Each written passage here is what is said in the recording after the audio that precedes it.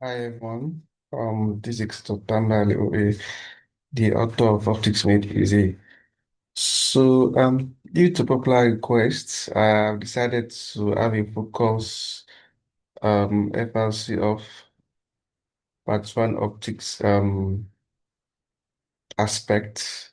Which will be solving questions and then treating this question and doing the explanation, including optical diagrams from the SBA PQs and then move up from there and then eventually cover most aspects of the that is relevant for the exam.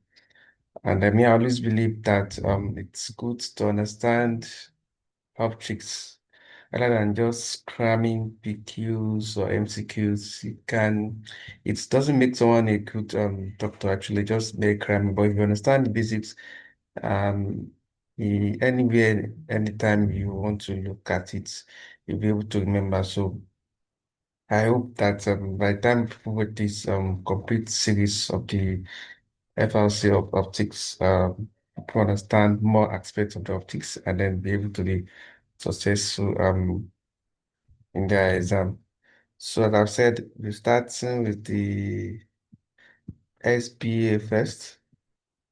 And the first question here is what is the magnification power? What's the magnification of a loop of power of plus 16? But it's actually a common thing to be asked to. And you know, once we talk about loop, we talk about angular magnifications. Okay, because it's about the visual angle subjected to the eye. So how the magnification occur with the loop. So that magnification is actually this magnification we're talking about for the loop is actually angular magnifications. And so the magnification is power um over over 4. So that's the magnification. So the power of the lens over 4. For the direct of thermoscope, there is angular magnification to determine power of the eye. And so that's why direct of thermoscope averagely for a metropic patient, the power is 60. So when you divide by 4, that would be times 15. Of course, if patient is a metropic, if patient is myope, it will be more, if it's abarope, it will be less because abarope has less power, myope have more power. So you expect for angular magnification of direct ophthalmoscope to be 15 plus or minus 15 for metropia that has power of 60. And for myope, it more because they have more power that's more than 60, and then that power will be less. And for that question, um, the we're given 16 diopter as the power of the lens. So we just asked to calculate the equation. So it's pretty straightforward. So the power given was 16 diopter. And so the magnification um just be equals to the power just pay for 16 divided by 4. And that magnification will now be times 4. And don't forget that's angular magnifications. Because there are different magnification, linear or transverse, longitudinal, here, equations. And I told you it is that same angular mark is used in direct thermoscope.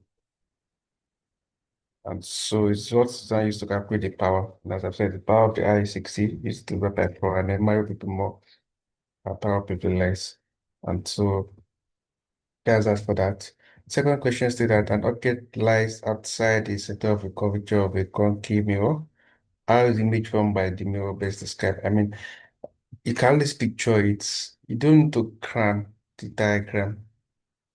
You can virtually draw it in the brain. And once you understand it and then you draw it very well, you just virtually picture it in the brain rather than cramming the diagram and all. So the question is about the concave mirror. The concave mirror that have multiple places like that, outside, inside, on the center of curvature, on the focal points. So said object is located outside the top of curvature. How is the image form described? So you can imagine it in the exam and just picture it rather than cramming it.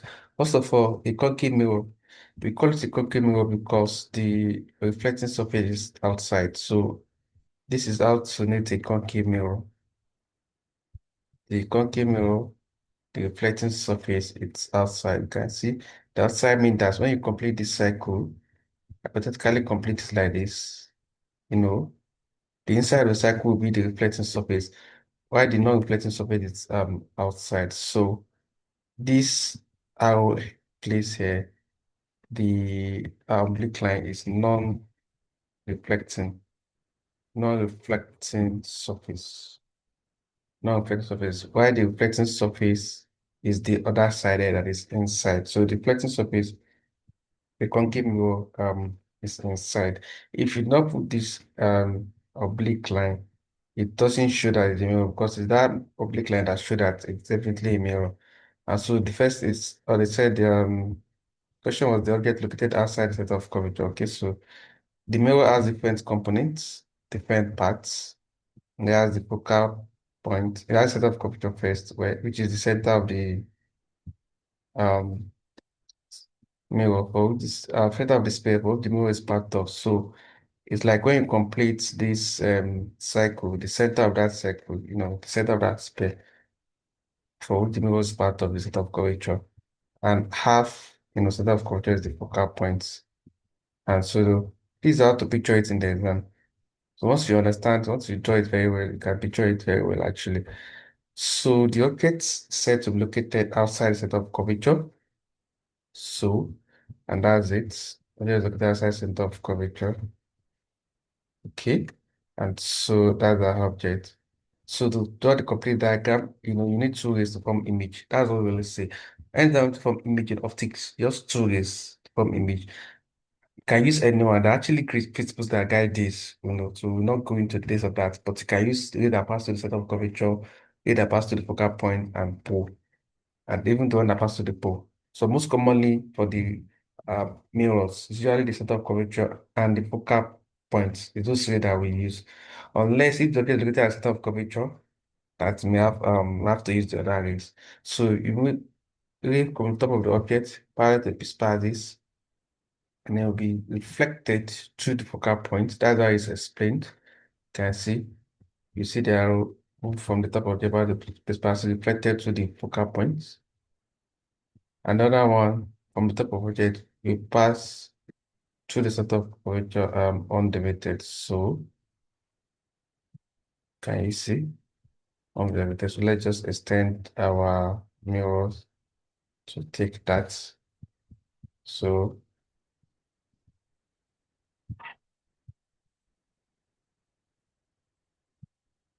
no, so it's reflected and then come back.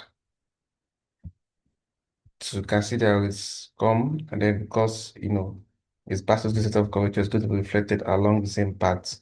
The other one was parallel to the pispasis and it's reflected through the focal point. The F is the focal point, the C is the set of curvature. While the second one to form the image, pass through the set of curvature and then it's reflected. You can see the arrow is bounced back along the same path. And so you can see the image here. So this can be pictured in the exam actually. So the image is going to be real, inverted, and then and diminish. Real, inverted, and diminish. So you can see again, you can picture this in the exam to be able to so you don't necessarily have it to cram. And so the option will be the best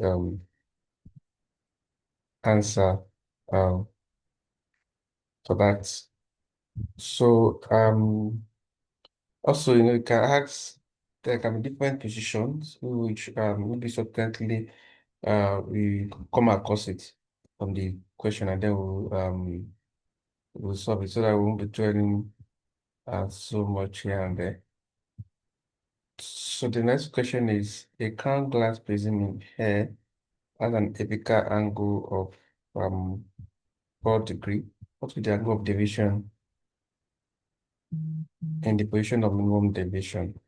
So that's the next question. And so this is trying to get the angle of deviation, which we wish to say, for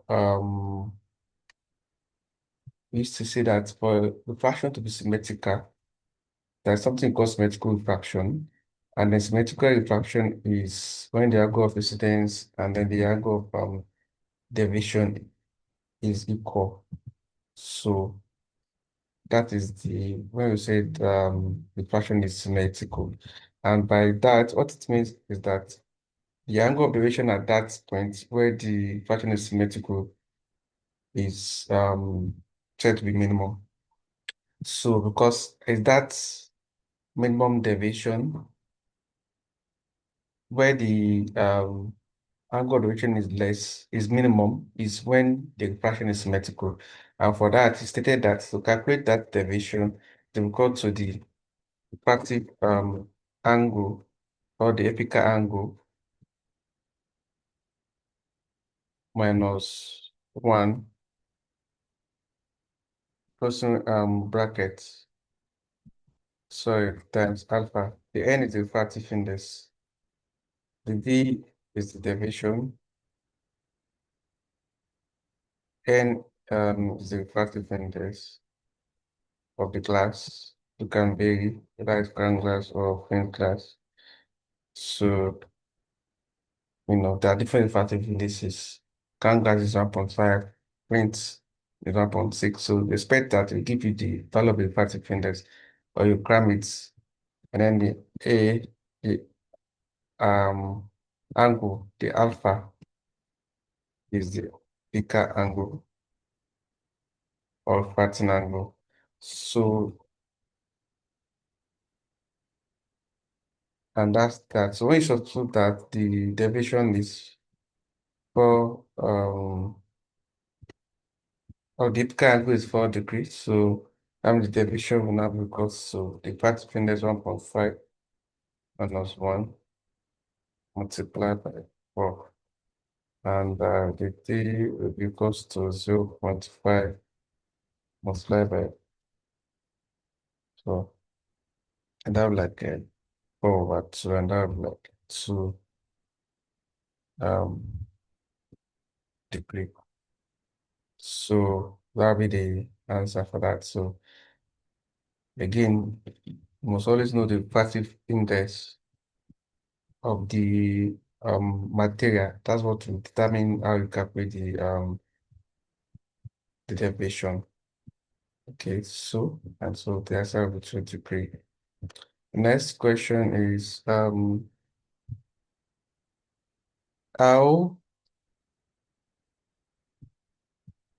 how is the image formed by a convex lens of an object located within the first focal point?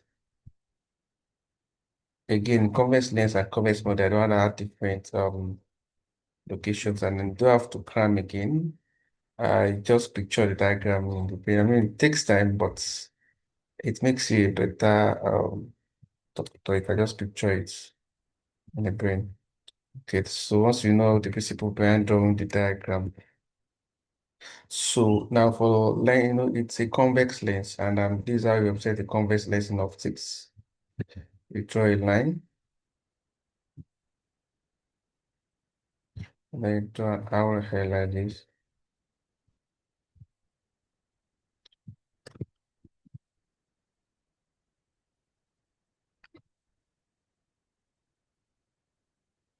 So the convex lens also has different parts, just like the concave mirror. It has the F1,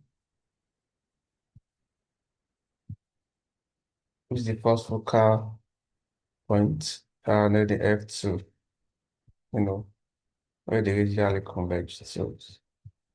So, and the question states that how is the image formed by a convex lens of an object located within the first focal point? So the object is actually located within the first focal point. So we have an object here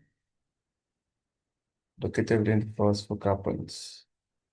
Okay, so um, the object is there. So ray coming from the top of the object, I told you need to restore from an image.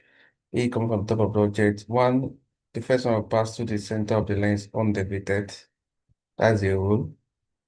Any ray that passes through the center is gone, fatted undeviated. Like the center of copy of the mirror too. But it's just that the difference between the mirror and the lens that mirror will reflect, the mirror will reflect it back. You can see the mirror reflect it back. But this doesn't reflect it's in fact it's allowed to pass through actually, but just go undivided. And then the other one, still from the top of the object, parallel to epispazes, will be refracted by the lens to pass through the second focal point. So we notice that the two emerging rays has to be divergent. So the two emerging rays are divergent. Okay, so they are divergent. And once they are divergent, they can meet. And so to form an image, you just extrapolate back from there.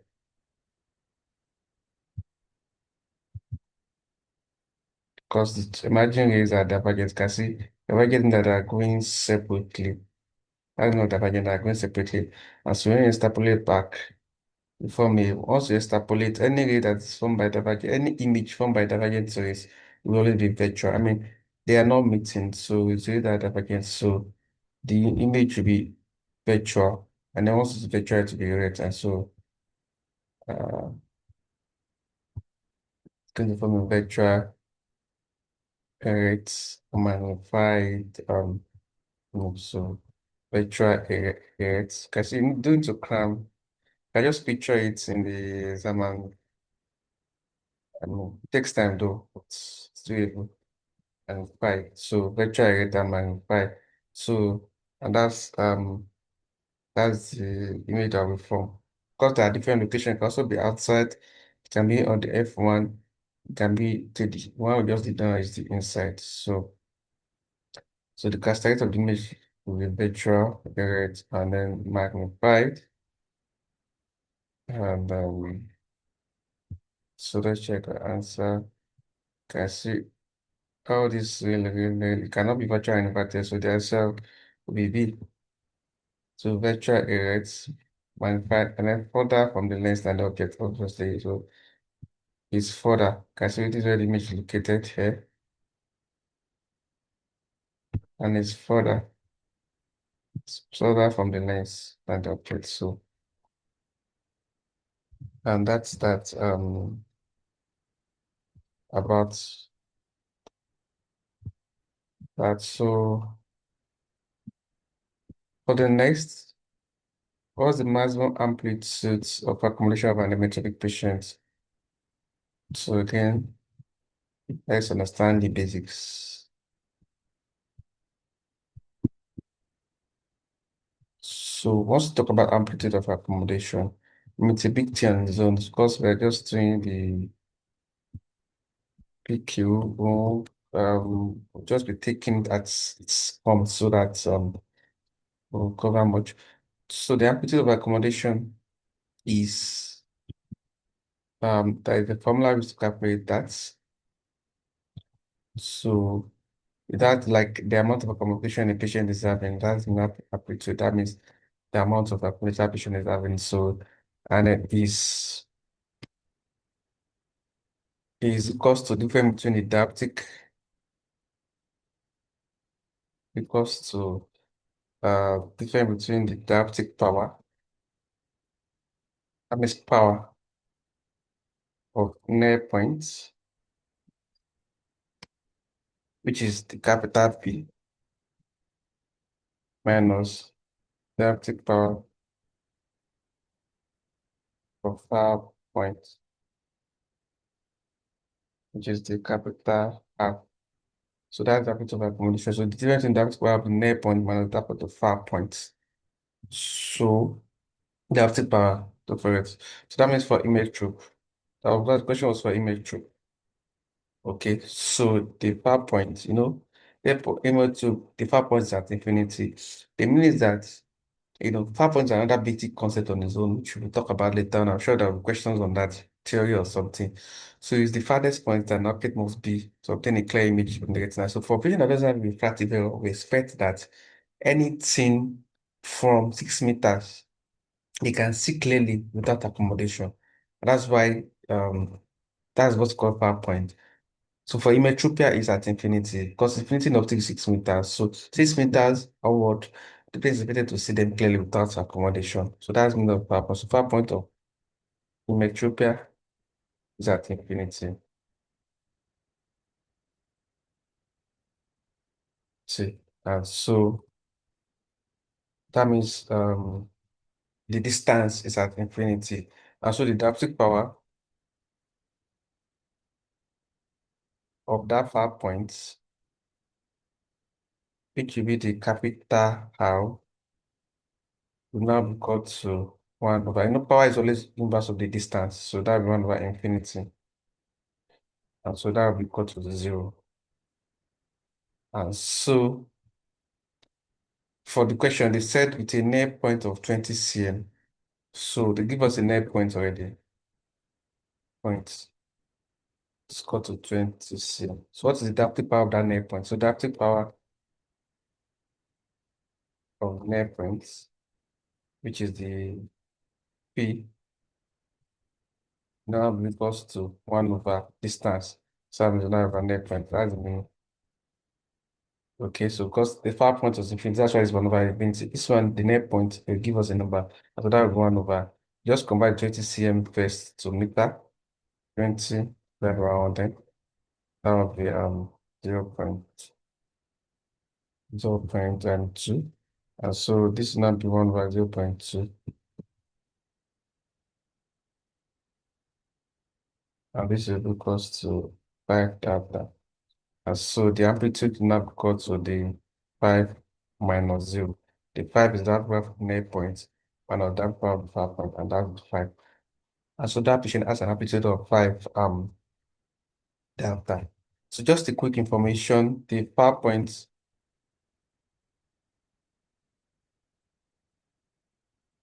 of mile is in front of the eye.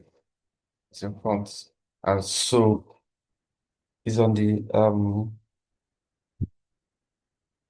is in front, so it carries a positive sign. And so the amplitude normally is P minus R. So the far point is in front of the eye. That means like on your right side, when you draw the diagram, so that I will show you now E minus plus R. And so for the mile, it's equal to P, eventually the amplitude will be P minus R. While for the upper arrow,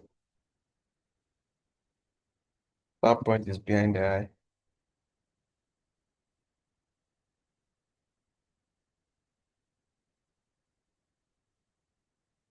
So carries negative.